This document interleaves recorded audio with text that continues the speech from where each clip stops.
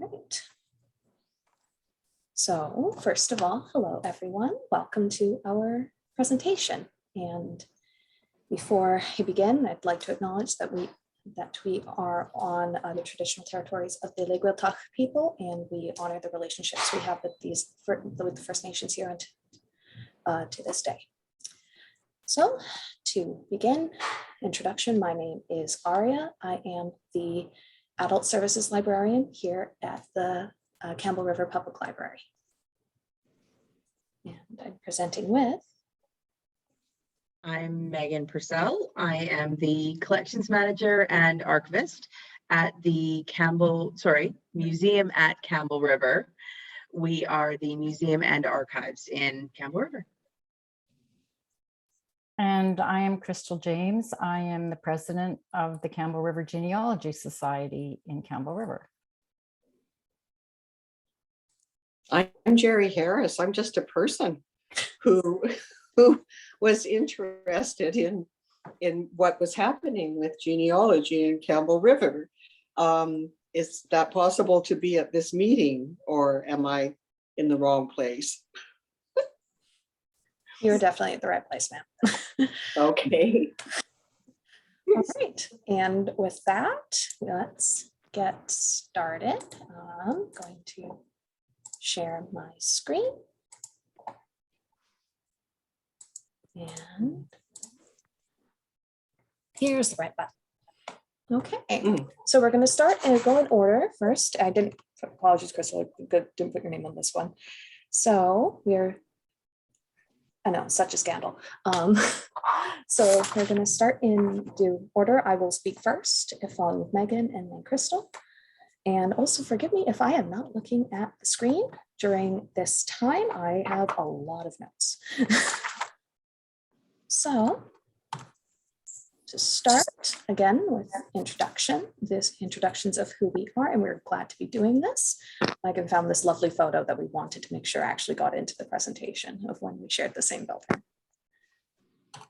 So when you start looking into your family, whether your genealogy, whether that's your family as a whole, or you're looking into one specific person, there's always a lot of different ways that it can go, lots of twists, turns, stopping and starting points. And there may be points where you realize that you need some help. Perhaps your family member had a different name than you remember. Perhaps you lost touch and you just don't know where they ended at all. Perhaps you only know one noteworthy story about them. Maybe the things you need for it are just out of your reach, or you don't know where to start. And that is why we are here.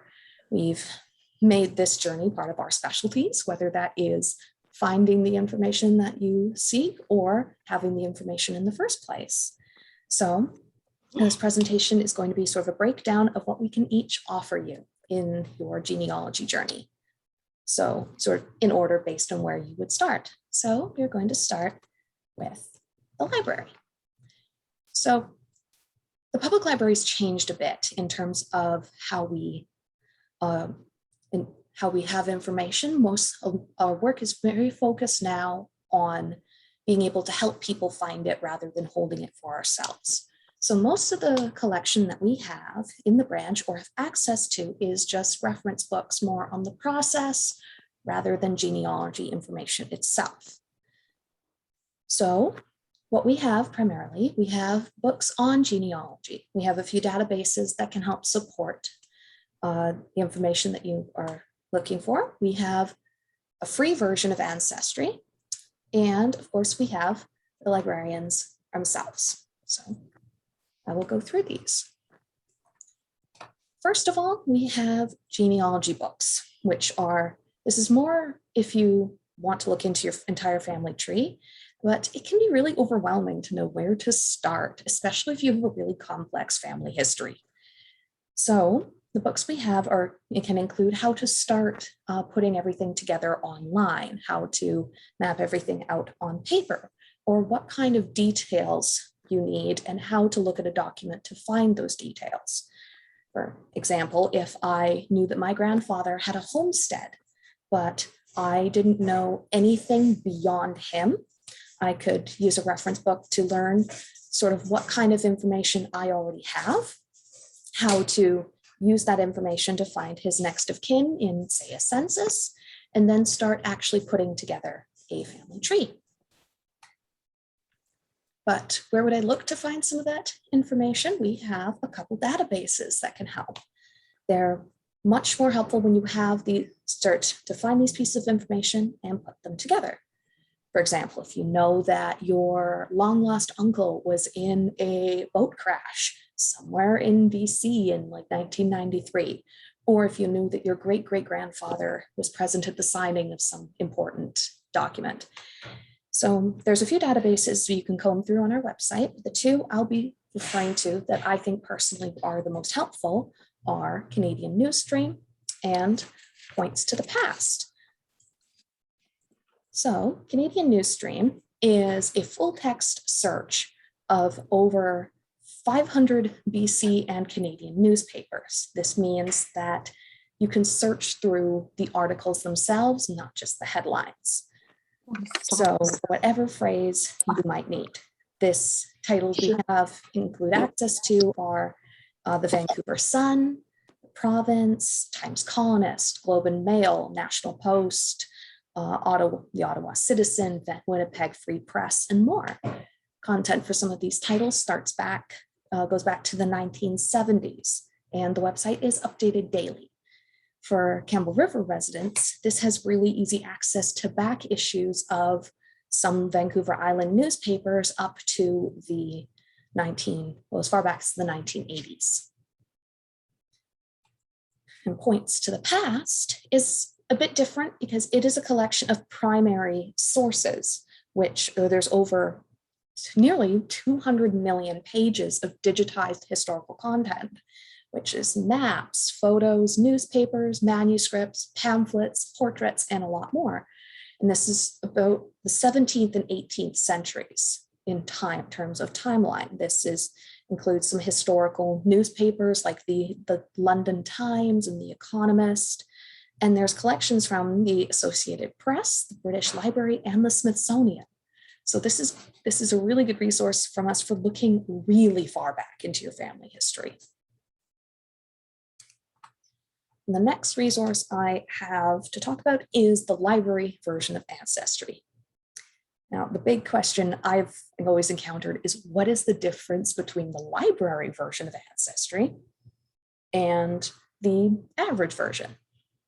So for those who may not know, Ancestry is a genealogy collection that contains vital census, vital records, church records, court records, and immigration records from the US, Canada, Australia, many parts of Europe, and the United Kingdom. And our version you can access from home until 31st of December of this year. After then, it must be accessed within our branch. But the big difference is that because this is a free version, not the paid version that can be viewed from home, there are several features that we don't have access to, which include building your family tree and being able to see other people's family trees. And as such, that collaborative part of Ancestry.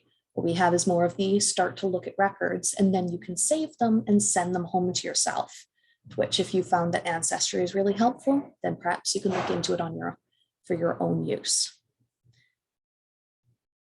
And so this is sort of what the Ancestry search looks like. It goes through many of records listed in those special collections.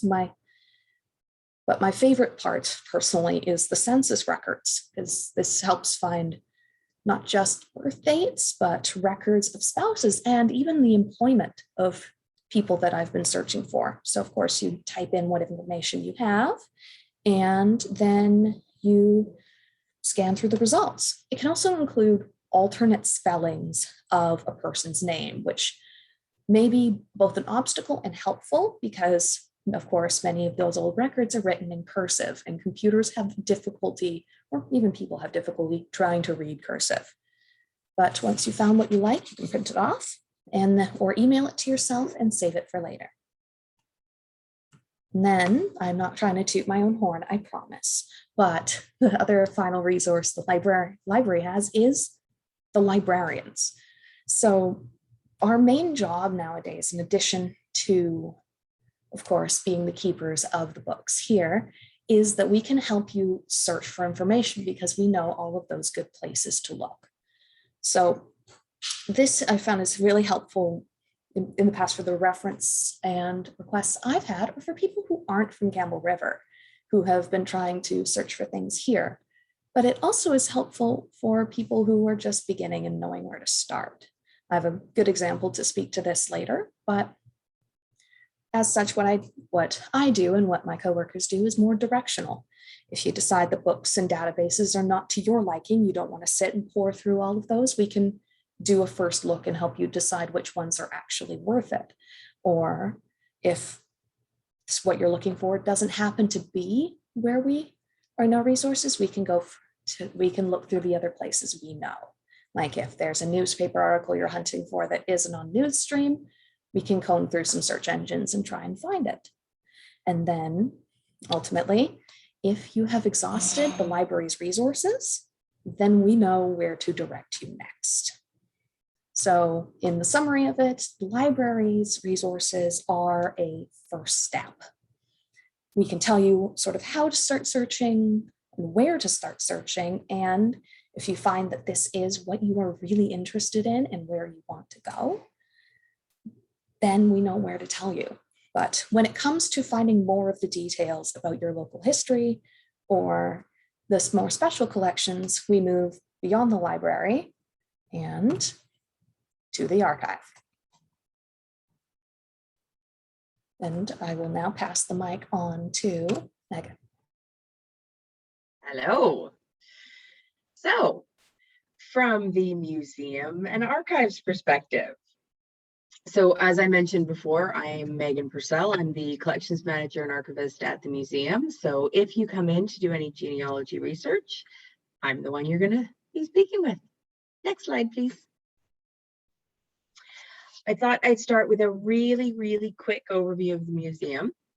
So we were established in 1958. We did not have a building at that point. As you can see in the archival photo I've included, that is some of those early artifacts in a storefront window. So we started out as the Campbell River and District Historical Society. From there, our name changed to the Campbell River Museum.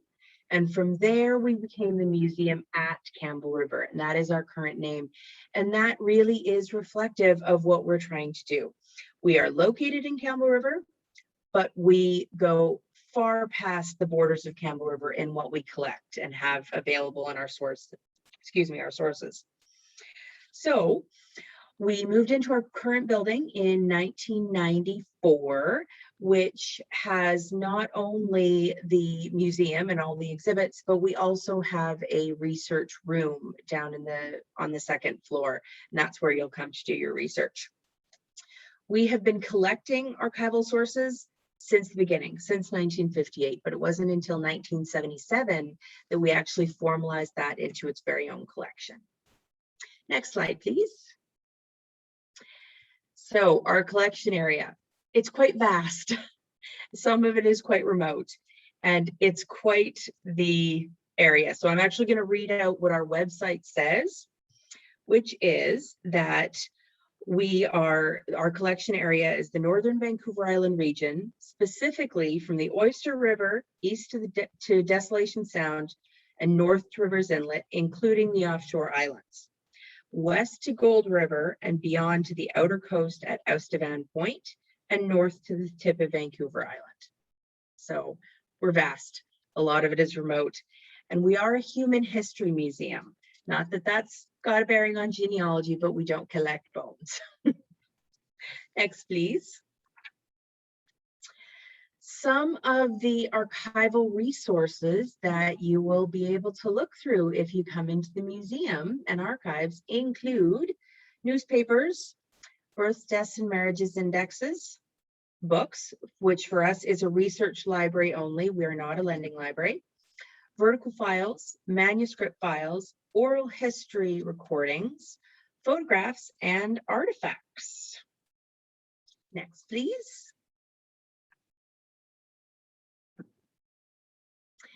So our newspaper holdings.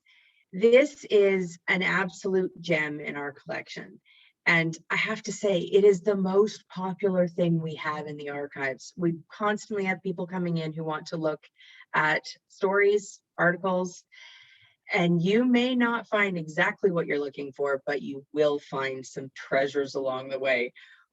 Our first book, or our first newspaper, I'm sorry, goes back to 1917. That is the Comox Argus. Our latest is from 2015. We don't currently collect the newspapers because they are being archived by the current newspapers. So we don't have to worry too much about that, but we have all of the older versions. Now, unfortunately, this collection is not entirely inclusive. We are missing a year here or there, but for the most part, we have just about all of them. Next, please. The Births, Marriages, and Deaths Index. These set of indexes were put together by the Campbell River Genealogy Society and are a fantastic resource. Included on them, towards the right-hand side of the page, is listed the newspaper they came from, the date, as well as the page. So those can be accessed through us as well. And I know you can access these indexes not only with us, but with the Genealogy Society. And then if you want to visit us, we can pull out the original paper it was from. Next, the Research Library. This is a 3,000 volume library. It is only research. It is not a lending library, but there's loads to see. And we do make sure that we collect the local histories, not just Campbell River, of course, but Sointula, Rock Bay, all of those areas. And this is an expanding collection. We add to it every year, and we do keep track of the local histories that are coming out. Next. That does say vertical files somewhere under there. So vertical files is actually an archival term for basically research files. They're really fantastic. They've been put together over the last 60 years by myself and my predecessors, anyone in the archives and collections positions, and our curators also add to these. So we undertake some research ourselves in the archives, but we're also very reliant on anyone who donates anything. So if you come in and they take on any research requests and find other information that is relevant to these files, we do make copies and put it in there. So it's a really nicely collated history of certain subjects, and they cover everything from people and families to places, organizations, and events. And again, these are a current resource that we do add to every year as information becomes available. Next, manuscript files. These are, again, it's an archival term that is basically applied to anything that is not a published book or a photograph. Pretty well everything else fits into this category in the archival system. This includes journals, diaries, registers, ledgers, notes, letters, and even some manuscripts. The first or second draft, not the published one. This also does include some company records. For example, we have some of the records from the Elk River Timber Company. Next. Oral history collection. This is another one of those gems that we are so proud of. So these are primarily recorded interviews. Some of them have full transcriptions, some have notes. If you do find something you're interested in this collection, what I'll do is actually bring you out either the transcript or the notes ahead of time, instead of just going straight to the recording. This is because a fair number of our recordings are still on cassette tape, which, as I'm sure many of you are aware, it is becoming an obsolete form of media. So as I work to get all of them digitized and changed over, we like to rely on the transcripts first to make sure that what you're going to be listening to is exactly what you need. Now, we have been able to add quite extensively to this collection over the years. We have over 400 recorded interviews, and these mostly be done been done through various research projects that the museum or partners we've worked with have taken on. And some of the topics that are included in these include such things as women's history, logging history, commercial or sports fishing, First Nations history, and residential schools. So once again, this is a very vast collection that covers many, many topics. Next slide. Photograph holdings. Once again, an absolute gem of a collection. I know I say that a lot. I'm a very proud archivist. So our photograph holdings are fairly extensive for a place like us with our population. We have over 40,000 individual photographs. And that does not include the photographs that are in scrapbooks. Those are extra. So these are in physical format, in positive prints or in negative prints, and all accessible to you. So some of the really vast collections that we cover are things like Ribble Rock, the photographers Godfrey Baldwin and Henry Tweidel, Painter's Lodge, the Willows Hotel, and the Haig Brown family.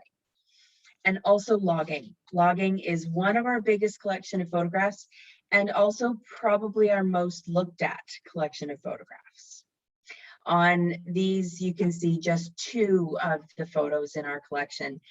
I happen to love photos with people in them. I like to study people's expressions in these old photographs because you had to stand so still to get the photo to turn out. So being able to hold a face for that long, I find really impressive. Next slide, please. So our historic photograph websites, these were put together a number of years ago by the museum. We chose 3 topics and made each into its own website. There is photographs of Campbell River, the Discovery Islands, including Quadra, and then logging. And again, logging is our most accessed website. So on the right-hand side of the screen, that is pretty well what the homepage looks like for all 3 of these websites. And there is a search bar at the top, and you can put in any search term. On the left-hand side, the smaller picture, you'll actually see, I know it's a little hard in this little tiny picture, but in the middle of the screen, all that writing on the side, there is a little box that says, click here to share your story. That's a very important box. So I would encourage you, if you're ever going through these websites, you find a photograph that is relevant to you or you have information on, please do click on that little button and send your story in. And this is how we actually are continuing to add identifications to our photographs. So we collect as much information as we can when the photographs come into us as a donation. Doesn't mean we get it all though. So we are actually able to add to the stories and add identifications because of people who go through and view these later on. Next slide. The artifact collection. And regardless of the fact that this is not what you think of when you think of genealogy research, it actually is quite important. You don't realize it, but it can be. And I've chosen the Ellingson jack as an example. So on the right-hand side of the screen, you can actually see the jack. That is on display in our logging gallery. It was created and patented by Sigurd Ellingson in 1916. He created it after, or modeled after, the Gilchrist jack, but the Ellingson jack can actually lift a bit more weight just because of how it's designed. The archival portion of this is on the left-hand side of the screen, and in the middle, those 3 men you see, the middle man there is actually Elmer Ellingson, who was a descendant of Sigurd's. He had his ancestors' jack in his collection, and he brought that over to the museum and donated it, as well as these photographs. So we're actually able to connect artifacts to archives. And you don't really think of it, but there's a lot you can get from an artifact, whether it is someone's work life, their interests, there's a lot you can glean from an artifact. Next slide. We also have a collection of First Nations holdings. So Elizabeth Kwok's sister was an amazing photographer, absolutely a wonderful photographer. On the left-hand side of the screen, you can see Katie Ferry sitting on the end of a car, and beside her, 2 children. One child is sitting just to the side of the car and kind of hidden, but she's still cute. So that is one of the collections we have, Elizabeth Kwok's sister. We also have a number of oral history recordings as well as some manuscript files. Next slide. So what we don't collect, we are the type of, well, museums and archives in general, we tend to give a larger overview of what's going on in a region. So instead of collecting every little thing about people, we just can't do that. We have a lot of the overarching encompassing stories. So we don't collect things like census, land title, employment, school, hospital, government, and birth, death, and marriage records. And I've chosen this photo because they're behind bars. I know they're smiling, but you know, they're behind bars. We don't collect those. So I really love the photos in our collection. Next slide. The other thing that you think we would have, but unfortunately we are missing a lot of, is we don't have a lot of company records from some of those remote places. A lot of the remote, vast areas in our collection, they had some wonderful companies or people in the area, but just because of their location, oftentimes we don't have those records. That's usually just down to fires, floods, or even human management. Oftentimes, if it's a company, mergers happen, takeovers, the records get destroyed. It's unfortunately a fact of history that we just have to deal with. So we glean as much information as we can from the sources we have. I've included a photo here of the Blind Channel Cannery Crew, because this is an example of all I have in our collection is a few photographs of this cannery, and that's it. I have no records whatsoever. Whereas if you think about Quathiaski Cove, that's a lot closer, just on Quadra. I have records, I have recollections from people, and I have photographs. So once again, it's just that vast remote area. Next. So if you decide you're ready to come and visit the archives, you want to start looking some stuff up, look up your family, I would invite you to do so. The reason that I've given my phone and my email here quite prominently is we are not actually taking drop-ins right now. This is all due to COVID. We're just a small space in the reading room. So we do ask that you make an appointment ahead of time to come in, but then I will be more than happy to help you.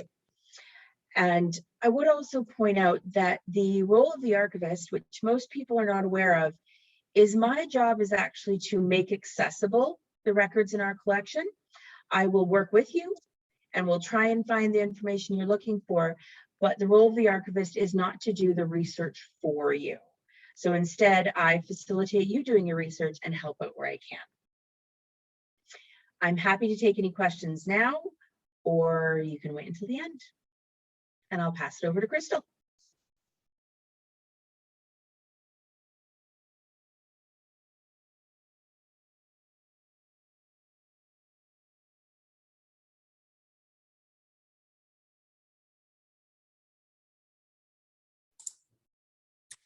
Take that as no questions. Crystal.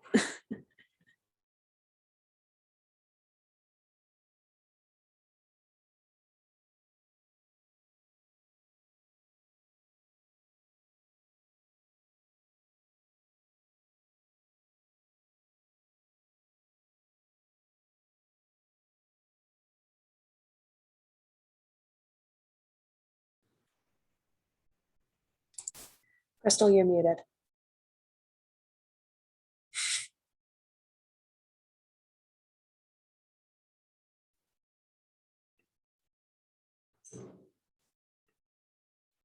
Is that better?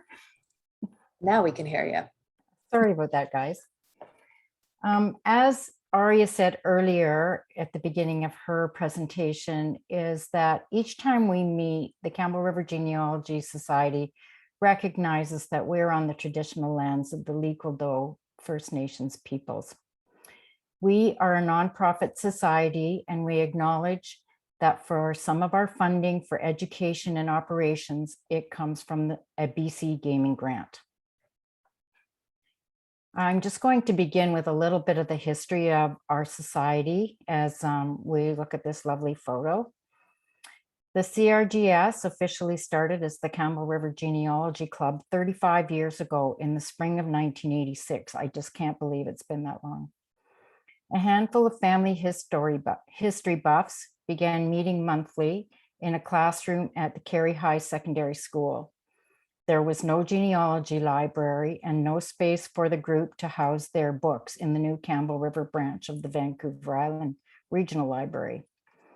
Founding members Gladys Smith and Pat Goddard would pile the genealogy reference books onto their handcart and wheel them into each meeting. By 1989, the group was meeting at the Robron School, and the annual membership fee was $5. Eventually, the book collection was too large to haul to meetings, so the club's president, Marion Summerer, provided space in her house and arranged access visits by appointment. When that was no longer feasible, a small space at the St. John Ambulance Building was found. And that small space was no larger than a walk-in closet. It housed all of the books, a microfiche reader, and when I first visited it in 1999, it also had a desktop computer. There was only room for 3 people.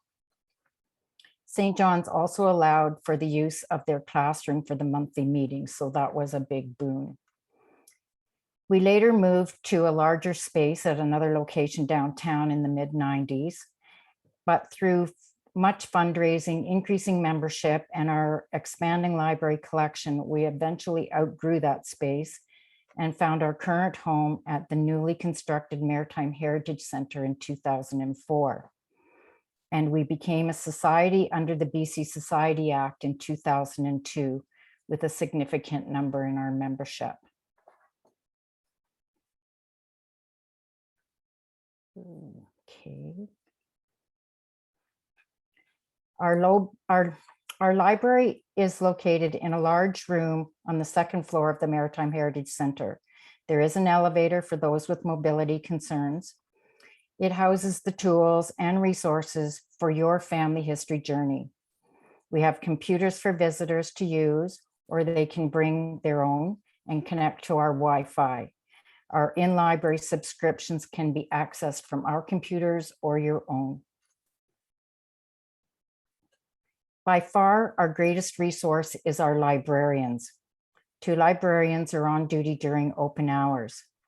These folks have decades of family history research experience. Each has areas of expertise, such as records, events, history, geography, family trees, and even DNA. They are always willing to help and connect you to the right people or resources. This is an image of part of our library. Our collection contains many books that have been collected or generously donated by members over the years. We produce a library catalog of our collection that can be viewed or downloaded from our website, and some of our collection may be borrowed for up to a month. But in that case, you need to be a society member. Our books include How to Do Genealogy, similar books to what Aria showed that are available in the public library. If you have done your DNA or you're thinking about doing your DNA, we have books on that as well. We have a large collection of maps, gazetteers, and atlases for places all over the world. These are invaluable tools to follow your ancestors from place to place over time. We have books on immigration. And for most of us, our ancestors came in the recent or distant past from somewhere else. How did they get here? When did they come? Where did they come from? And why here? And why did they leave where they came from? these are questions that our society are able to help you answer.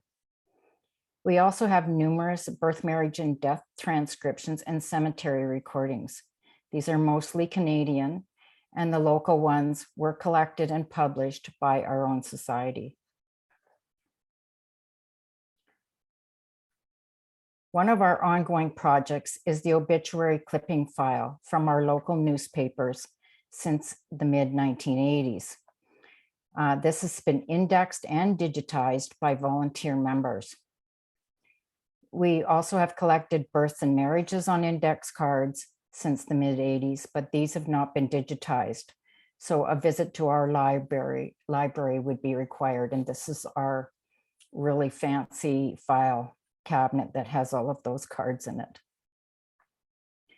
We also have local birth, marriage, and death newspaper extracts from various newspapers covering the Campbell River area from 1917 to 1974. These are the newspapers that Megan mentioned in her presentation, and these are held at the museum at Campbell River.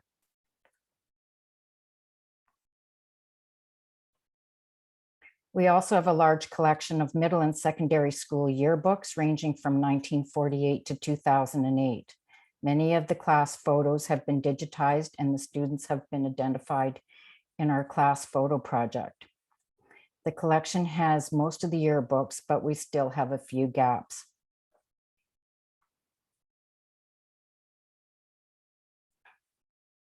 Microfilm and microfiche may seem like old technology, but it's important to realize that not everything has been indexed or digitized, and not everything is on the internet. These resources still have value, and some of these include the BC marriage indexes from 1935 to 42. These are also online, but sometimes it's easier to look at the actual printed copy. Passenger list from into the Port of Quebec in 1867 to 1927. British birth, marriage, and death indexes, commonly known as the GRO or General Registry Office indexes. And these are British and Wales collections of birth, marriages, and deaths. And I think our collection goes up into the 1980s. The IGI, which is fairly obsolete now, but may be helpful in looking for those obscure ancestors. It's the International Genealogical Index that's been published by the Church of the Latter-day Saints, and it's on microfiche. And then we have Victoria newspapers from 1870 to 1992 from various newspapers on microfilm. Now, the machine that you can see in the picture is attached to the computer. It's a microfilm microfiche reader, and it has the ability to save film images digitally to your flash drive. Delivering genealogy-related information by providing education is one of our primary goals. Our monthly meetings are geared to how genealogy research can help tell the story of our ancestors. Sorry.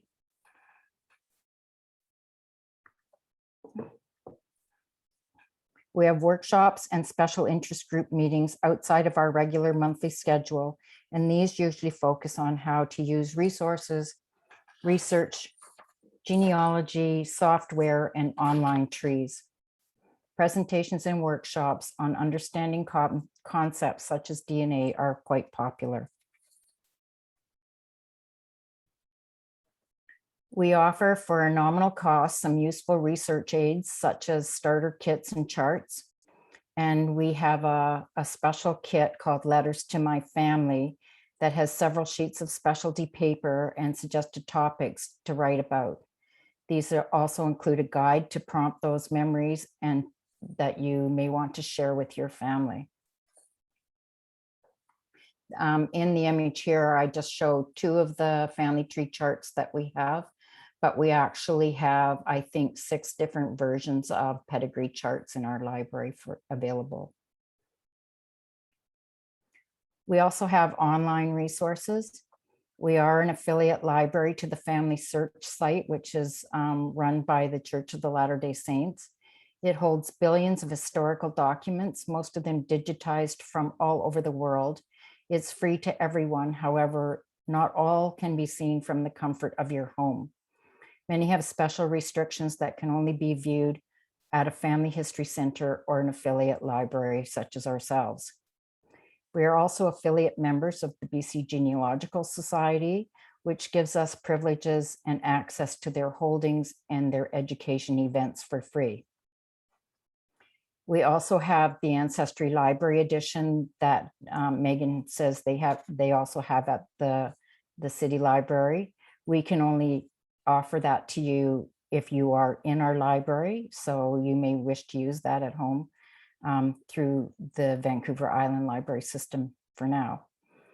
One of the advantages of using that Ancestry edition or library edition of Ancestry is that you can save documents from that to a flash drive and then bring it home and put it on your own computer or add it to your own trees at home. We also have 2 other subscriptions available, and members have access to these from their home. One is Find My Past, which has records mostly related to United Kingdom and their colony records.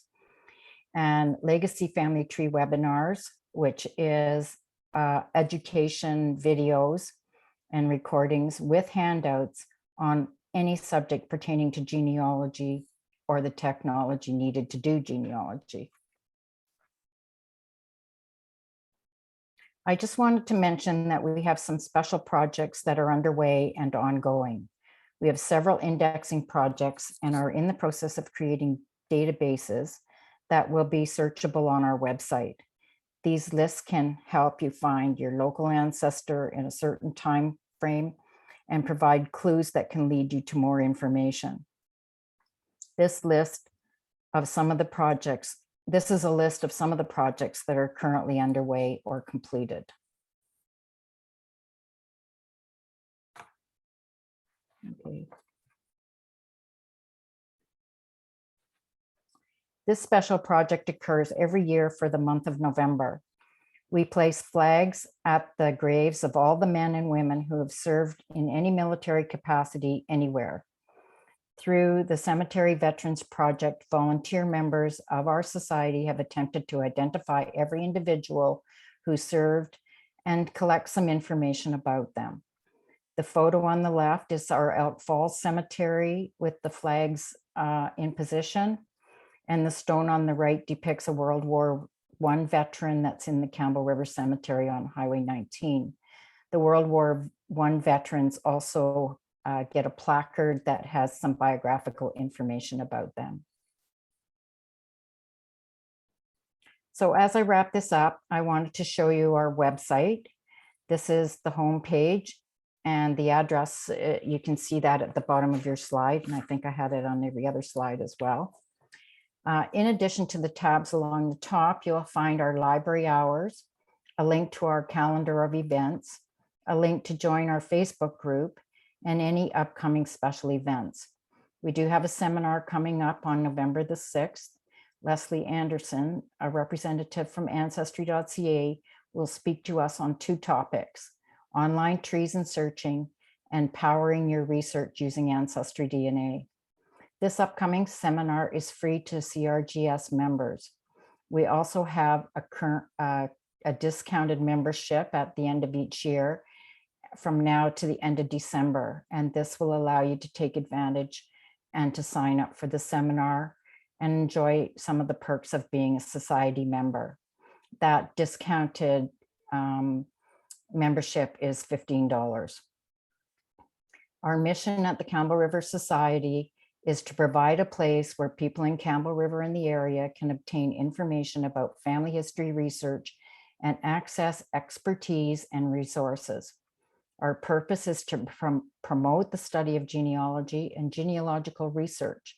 We strive to maintain a library for our collection and for the preservation of genealogical, historical, and biographical matter related to local, national, and international family history interests. Our website gives us the ability to connect with people all over the world.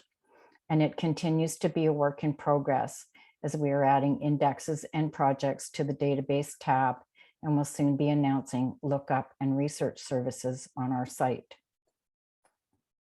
And this is just our Facebook group page that has a link from our main website page. Members of our Facebook group post the latest in society activities and also upcoming events for other groups. There are many posts on this page for tips and blogs and websites and all kinds of things, all relating to genealogy, a few little jokes too from time to time. So that brings my part of the presentation to a close. We are currently open for drop-in Wednesdays from 10 to 2 o'clock, and we are considering opening another day. You must use the front door and ring the doorbell to be admitted, and masks are mandatory as per the public health officer. The front of the building is currently under construction, but that front door is accessible, and we hope to see you there.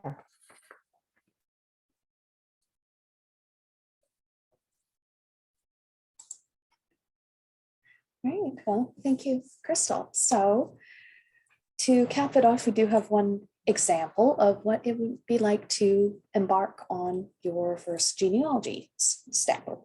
And it's based on a request that I've received and we've moved forward with. So the story I have is I received an email from a gentleman from Vancouver, and he was looking for information on his grandfather.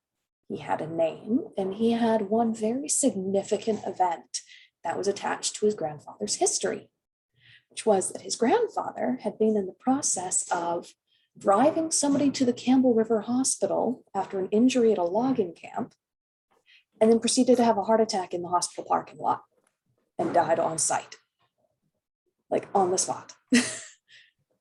And this gentleman wanted to know more about this grandfather who had passed on in such an exciting fashion. So I started off with the request and I went through the library's genealogy records, our ancestry records more specifically, and found I could not find the record of his obituary. This man had died in 1947.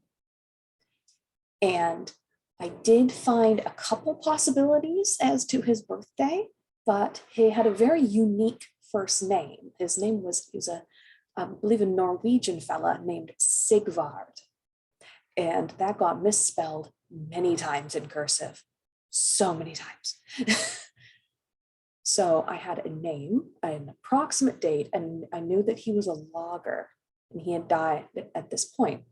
So I proceeded to contact Megan and set up an appointment at the archive with and sent what limited information that I had. And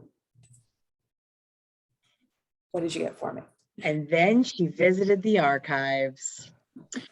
So we have the newspapers. We could look through the newspapers. We had a date, well, an approximate date, we had a year, and we had a name. So newspapers are pretty easy. They are all physical copies, of course. We don't have any digitized newspapers, so it is a bit of a slog to get through, but you have to be willing to go through it. But there's so many treasures in newspapers. So newspapers, that's the first step. From there, we were a little less successful, where, by the way, in the newspapers, there were 2 articles that were found. The remaining resources, not very successful, but these are the things we did check. So the telephone directories, went through those to see if we could find any names or variations of the name. We also looked in the manuscript files to see if the name was in there at all.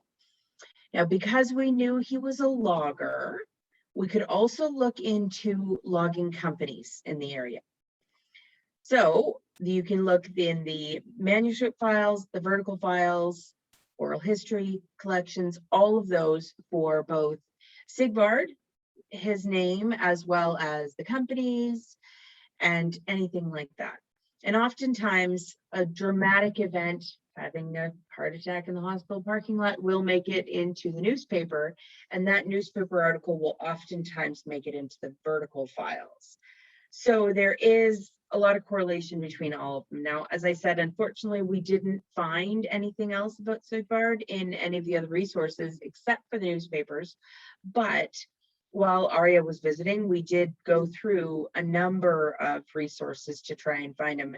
And because the archives isn't always set up the same way that the Genealogy Society will be set up in terms of how to do your searches, we did need more than just Sigvard.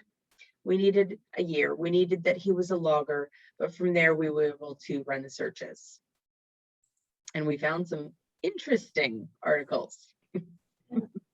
So what we were able to conclude by the end of the visit was that the fellow's name was Sigvard Larsson. He was born in 1895 in Minnesota, and his family were Norwegian immigrants. He was drafted for the First World War, but he was declared exempt from draft on the grounds of having a wife and child.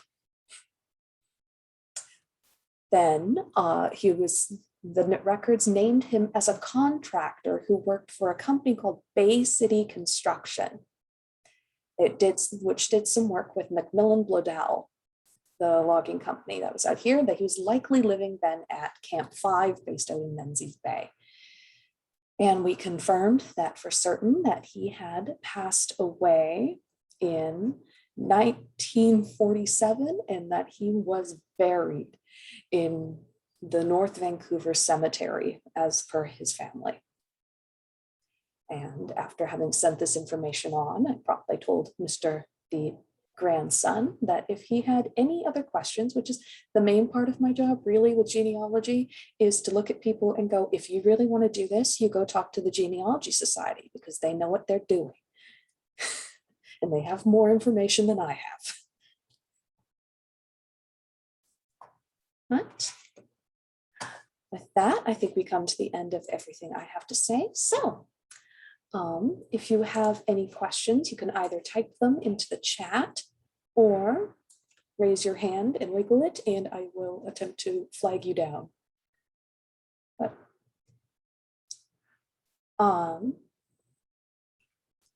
I received a question from Joan, who asked if everything that was mentioned was available at all the public libraries, like Quadra as well. So the immediate answer is yes. The books that are available, we have what is known as a floating collection, which means that unless it's a reference book, it does not live permanently in one city, which means you can request it from anywhere. It may take a little longer, but you'll get it. And as long as there's a computer in your library branch, which there are in all of our rural branches, then you are able to access the databases that we have.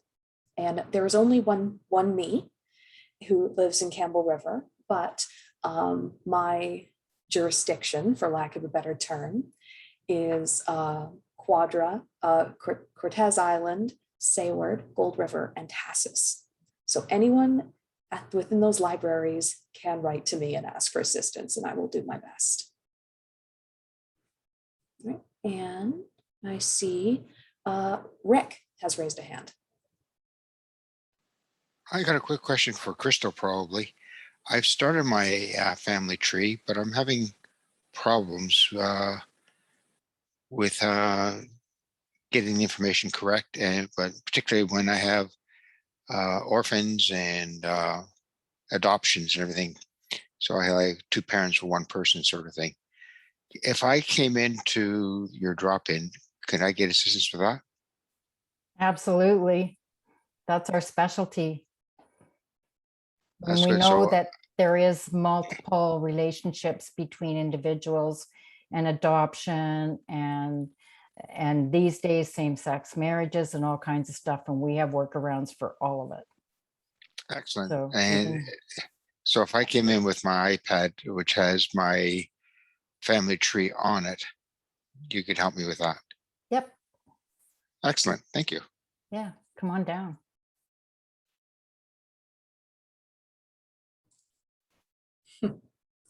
I'm glad to see we've piqued some interest. Mute. Okay, Who knows? You may have a new member. okay. Yes, is there a number for the Genealogy Society that we can phone to make an appointment or? You don't have to make an appointment. We are open from 10 to 2 on Wednesdays. So you just have to show up at the door and ring the doorbell. Okay, And somebody Thank will you. make their way down from the top floor. So it takes us a minute or two Okay. to open the door and let you in. The building itself, the museum part of the building is not open for business. So the doors are not open. Okay. Right. But yeah, Okay, thank come you. on down. Yeah, my question was very similar to what Rick was describing. And so you've answered my question, so I know where I'm coming. Thank you. Thank you. This has been really helpful. Thank you.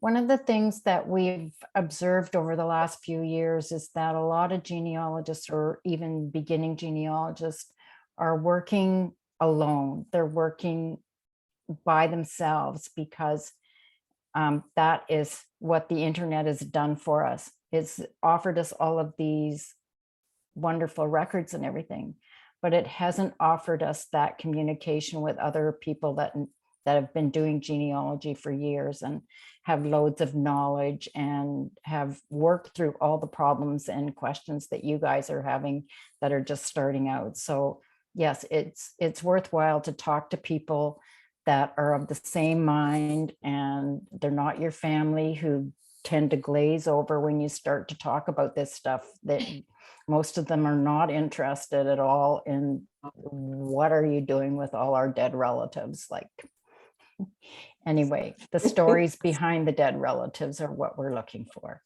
Yes. Great. Thank you, Crystal. You're welcome.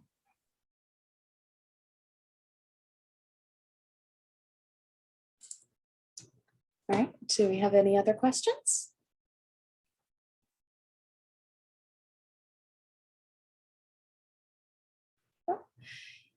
If not, then thank you everyone for coming. We're glad to have so many faces here. And we look forward to seeing you wherever you decide to come looking for your genealogy mission. And thank you, Aria and Megan, for organizing this collaborative presentation, because yes, we all have a little bit of overlap, but we do all have our own individual specialties as well. And so it's really important that, you know, we can fire people off to Megan and we can send people back over to the library to maybe access more how-to books than what we have on our shelves, kind of thing. So terrific. Thank you so much for organizing this.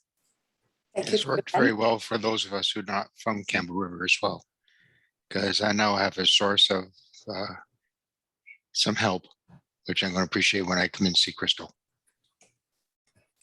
Glad to be of service. And then I guess with that, you folks have yourselves a lovely evening, and thank you for coming.